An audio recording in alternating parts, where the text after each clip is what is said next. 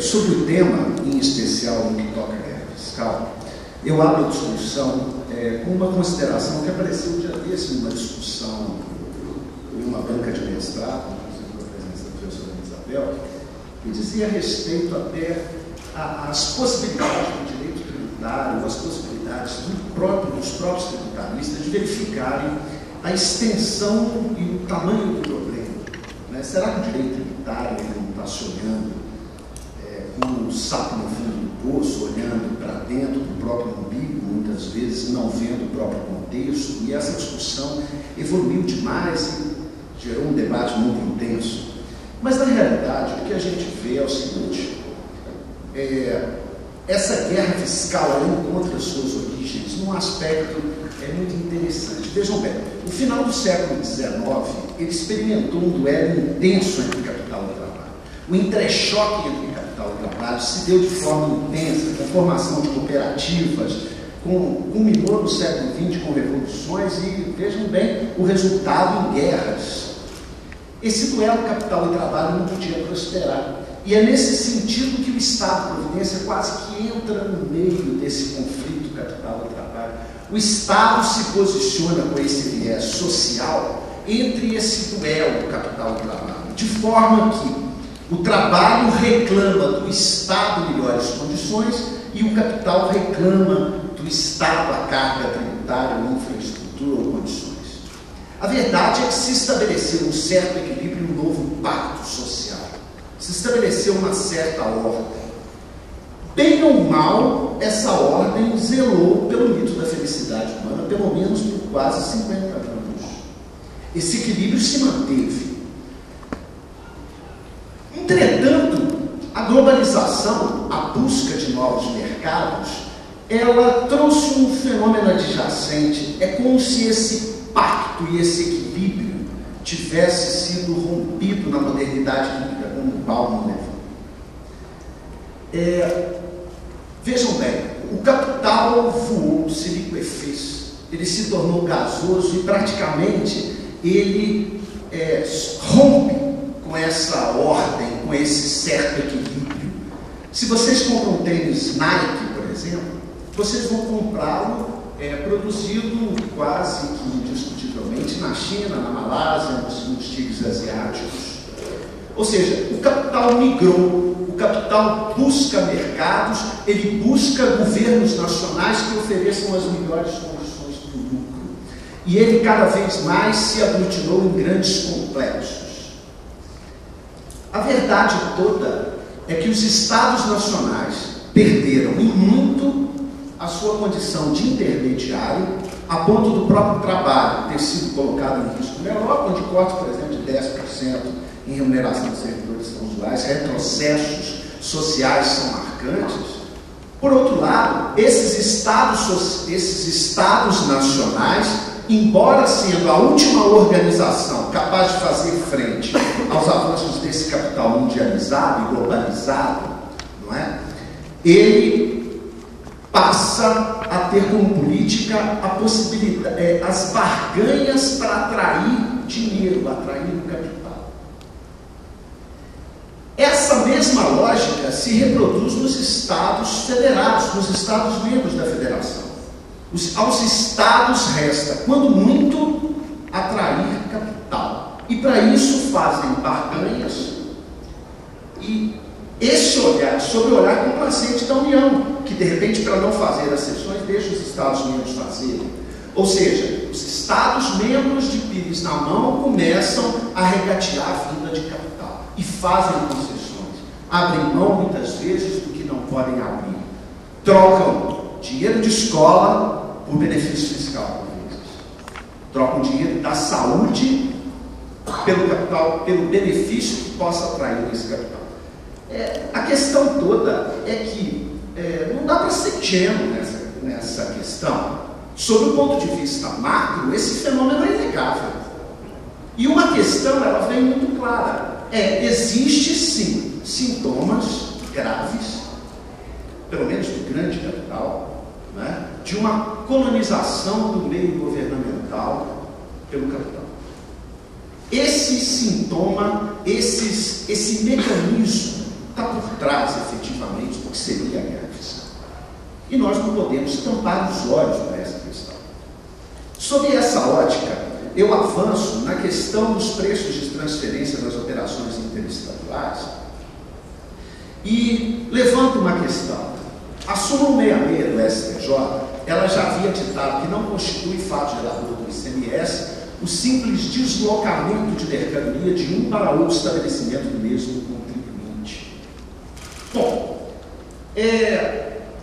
essa questão parece que vem ficando cada vez mais cristalizada, mesmo não contando com os aplausos da doutrina de então. Ela parece que se cristalizou, pelo menos da doutrina majoritária de então, mas essa questão vem sendo cristalizada e ela precisa de ser revista com olhos, pelo menos em algumas situações ela merece uma certa revisão.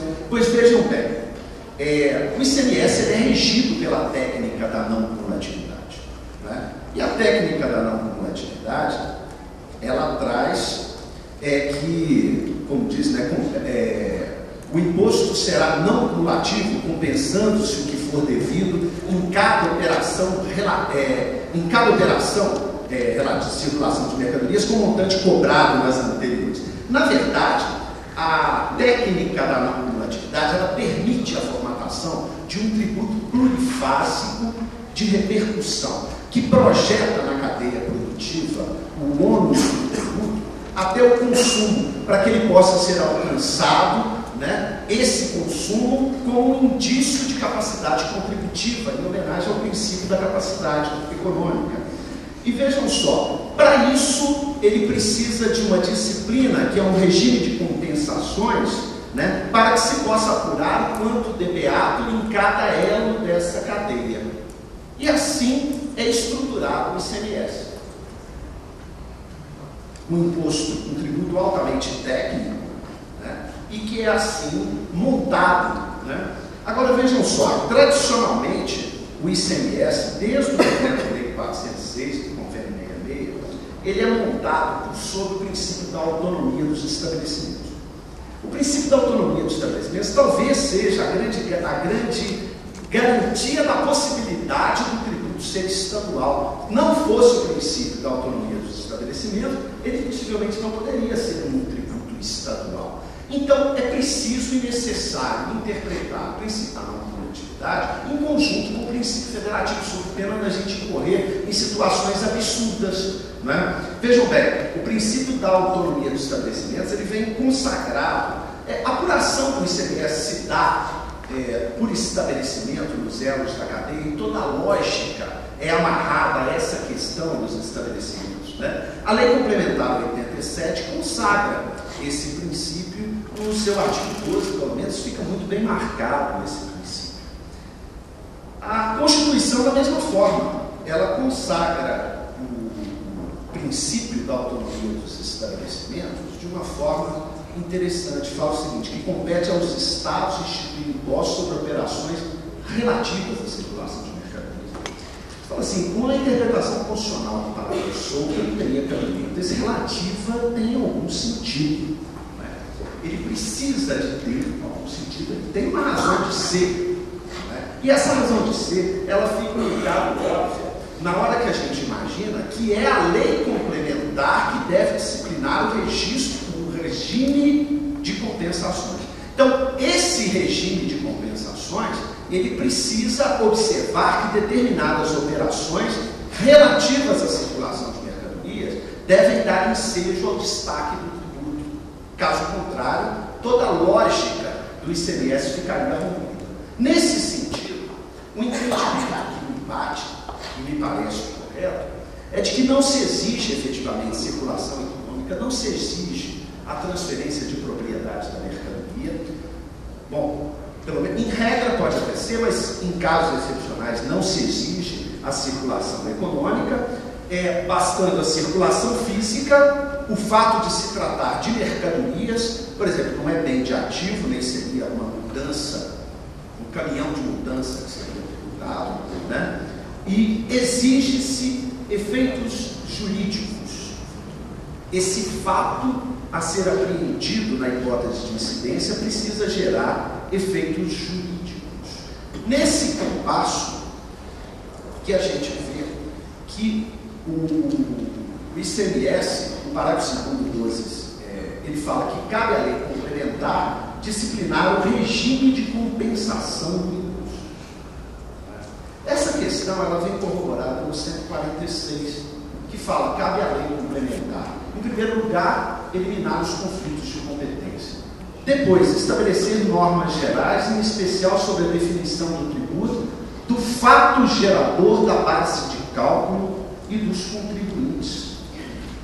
Olha, afinal de contas, essa disciplina, esse regime de compensação do ICMS precisa vir bem amarrado na lei complementar. É uma necessidade que ele venha bem amarrado na lei complementar. E isso acontece na lei complementar 87. Vejam bem, a definição do tributo, o fato gerador. Nessa definição do tributo e do fato gerador, pode-se ver ali o aspecto material da hipótese de incidência, deve ser marcado qual o fato que deve ser apreendido pela hipótese de incidência. Basicamente ali, no caso do ICMS, precisa ser definido o que são as operações relativas à circulação de mercadorias. Ali deve ser marcado. A base de cálculo, não é à toa, deve vir marcada na lei complementar 87. E a definição, diria eu, mais do que contribuintes, do sujeito ativo e do sujeito passivo. Não é? Bom, nesse compasso, a gente pode imaginar a definição da base de cálculo, e por isso que a lei complementar 87 é tão rigorosa, no artigo 13. Vejam bem, uma base de cálculo geral. Mas o artigo 13 vem marcando no parágrafo 4º que na saída de mercadoria para estabelecimento em outro estado, mesmo que do mesmo titular, é preciso se definir claramente a base de cálculo, para se verificar qual é o tributo devido em cada elo da cadeia. Os efeitos jurídicos são claros, porque se houver a possibilidade do contribuinte modular a base de cálculo como ele deve entender, houvesse essa possibilidade, ele poderia simplesmente determinar quem seria o sujeito ativo, quem deveria receber o tributo. Se eu lanço um valor lá embaixo, eu posso retirar do estado de origem e jogar no estado de destino. Ou o contrário, o que seria uma ofensa à ideia de tipicidade, não é nem quem estaria definindo o sujeito ativo, ou a quem caberia a parcela do tributo, seria o próprio contribuinte, o que seria um raciocínio absurdo, não é? Agora vejam só, pelo menos no que diz respeito a operações interestaduais, a questão parece que merece efetivamente esse tratamento diferenciado, exatamente pelos efeitos jurídicos que decorrem dessa modulação, dessa amarração da base de cálculo. Vejam só, se você imaginar que o ICMS é não cumulativo de repercussão, em linhas gerais, o quanto derivato final não se altera, salvo se houver um benefício inconstitucional na ponta, o que você, e dessa forma você comprometeria toda a lógica do tributo. Ou seja, o raciocínio de que não importa a transferência para estabelecimento do mesmo titular em outro estado, você não precisa destacar nada, isso fica ao alvedrinho do contribuinte, ele ocasionaria a modulação de quem seria o sujeito ativo, indubitavelmente em ofensa à tipicidade, não é? E salvo se o quantum debeatur não se altera, não é? Só faria sentido essa questão se houvesse um benefício na conta. Agora vejam bem, a súmula 166, nesse sentido, né, essa norma da lei complementar, ela confirma a não cumulatividade e harmoniza indiscutivelmente com o princípio federativo. Vamos ver, por outro lado, como que está a lógica desse artigo 13, parágrafo 4º. Vejam bem, no inciso 1, está que a base de cálculo deve ser o valor correspondente à entrada mais recente de mercadoria. O normal seria o preço, mas se não há uma circulação econômica, não faria sentido colocar o preço, né? Porque não há preço a se falar. Então toma-se a entrada mais recente. Esse inciso claramente se refere ao comércio, por causa da entrada mais recente. essa operação comercial clássica. No inciso 2, ele fala o seguinte, que o custo da mercadoria produzida deve ser a base de cálculo, soma de matéria-prima, material secundário, mão de obra e acondicionamento. Claramente, esse dispositivo se refere à indústria. Agora, por que que se estabeleceu o custo da mercadoria produzida aqui? Vejam só, a indústria ela tende a se estabelecer onde existem insumos, ou pelo menos ela atrai esses insumos, não é? O estado-origem fica com o tributo dos insumos. E na hora que remete para outro estado, se a remessa se deu ao custo da mercadoria produzida, o que acontece ali é que você tem um tributo incidindo sobre o valor agregado no destino. Ou seja, você não favorece, assim, os estados mais industrializados. Ou seja, você favorece a tributação sobre o consumo. Você projeta essa mais-valia para o estado destino, para que ela possa ser tributada.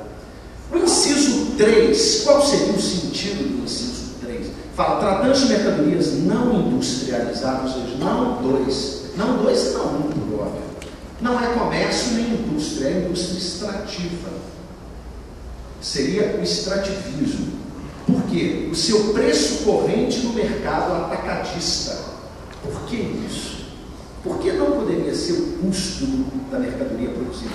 Porque é sabido que no extrativismo o custo dos insumos é mínimo. O custo é mínimo. E você gera fatores curiosos. Você poderia ter situações onde o estado-origem que sofre a exploração extrativa, por exemplo, no caso mineiro, Minas Gerais, que fica com o buraco lá da extração do minério, se não transferido ao valor do mercado atacadista, ele herda o problema, no jogo de débito e crédito ele fica sem tributo algum, e você tem projetado na carreira para o estado de destino a carga tributária, a mais-valia. Ou bem é imune, no caso do minério, ou bem o único tributo que ele receberia fica projetado na cadeia produtiva para outro estado. Ou seja, você teria uma situação absurda. Vejam só, os danos ambientais ficam no estado-origem. No caso do minério, por exemplo, né? Os danos ambientais ficam no estado-origem. A infraestrutura, a manutenção da infraestrutura, as estradas estão no estado-origem. A segurança, no estado-origem. O filho do mineiro, se estuda na escola pública, é a escola pública mineira. Teria sentido, não, pior, né? Onde se tem mina, não se planta, não se cria gado, não se faz nada. Né? Você tem imagens como essa. Isso é que herança que fica. Né? Teria sentido, por exemplo, não ser essa a base de cálculo e haver, por exemplo, uma projeção para o estado de São Paulo ou Santa Catarina de todo o tributo? Minas não ficaria com nada? É à luz desse entendimento que a gente vê que o artigo 20 da Constituição criou a figura do royalty. Né? O royalty fala o seguinte: o subsolo é da União, mas os estados devem ser compensados. Essa mesma teleologia, esse mesmo aspecto teleológico na interpretação deve ser trazido para o direito tributário. E os dados são verdadeiramente assustadores. Né? Você vê o seguinte: Minas Gerais tem metade da produção de minério no país, o minério de ferro, 81% da produção é mineira. Por ano, Minas arrecada 340 milhões com ICMS de ferro e minério, que não é nada. Perto do impacto do tanto que se volta. É sabido que o minério de ferro não gera emprego. Indústria extrativa não gera emprego. É máquina gigantesca cavando buraco. Somos herdeiros de buracos. E não ficamos com recursos que são econômicos, pelo menos no minério de ferro. Estima-se que nos próximos 3 anos ainda é econômico, mas é coisa muito curta, não é? E nós temos, por exemplo, Minas Gerais de 340 milhões de uma receita de 24 bilhões, não é? 24 bilhões, você fala assim, é muito. É mais ou menos. A A receita bruta mineira é mais ou menos o lucro da Vale do Rio Doce, para se ter uma ideia da dimensão dos números, não é? Eu termino minha fala, já escutando, uma mixaria, né? Mas eu cito, para terminar, um poema do Carlos Drummond de Andrade. Então, ele fala assim: é fervidor o jacutinga, a perfeita conjugação, raspa-se o ouro, ferro triste na cansada mineração. A jacutinga de hematita empobrecida, revoltada, perfura os jazidos no chão, desce o envoltório mineral e voa, até os metais criam masas. Em Minas Gerais, não observada a lei complementar 87, se o mineral não voa, o tributo do mineral voará. Muito obrigado pela atenção.